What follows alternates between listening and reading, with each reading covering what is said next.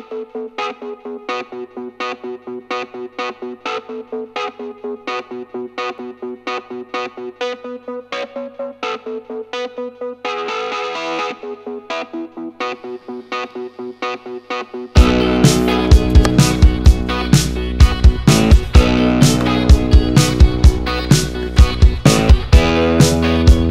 tom, že ukázať im cestu, jak sa pripravovať, jak myslieť na tom kurte, povedať im nejaké zážitky, pozbudiť ich.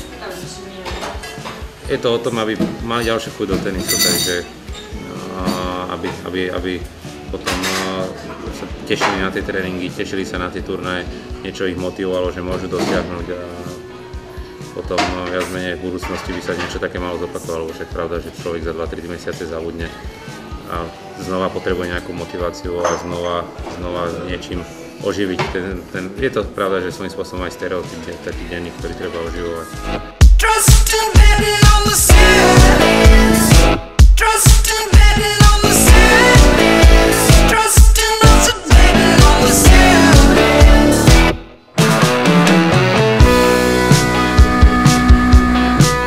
Pravda, že nie každý sa z nich stane svetovým tenistom, ale je veľký predpoklad, keď budú makať, že môžu sa dostať niekde vyššie na rebríčku a po prípade to môžu využiť niekde inde, treba môžu dostať štipendium na nejakú vynikajúcu školu niekde v Amerike, v Anglicku a budú hrať za školu tenis. Rodičia možno by si nemohli dovoliť zaplatiť takú školu, ale tým štipendiom a tenisom sa môžu na ňu dostať a zase sa im otvoria možnosti úplne niekde inde, môžu sa im otvoriť možnosti do sveta veľkého biznisu a chce tam zarobiť veľké peniaze.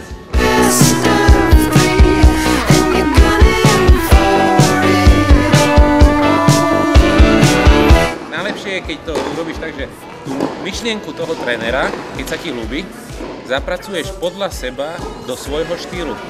A vtedy to slávi najväčší úspech, vtedy budeš mať najlepšie údery a budeš najlepším hráčom. Lebo dokážeš tú myšlienku transformovať do tej svojej hry, aby si ty hral dobre.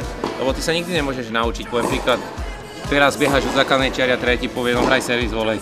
No, budeš to na tom tréningu skúšať, ale keď príde zápas, tak si na to nebudeš veriť, lebo to si nikdy nehral, ani ja by som si nikdy neveril. Proste musíš vždycky hrať tak, jak to ty cítiš a tie myšlienky zapracovať do tej svojej hry tým svojím spôsobom. Nie, niekto ti povie, pozri, jak to on hrá, hraj podľa neho, to vôbec neplatí.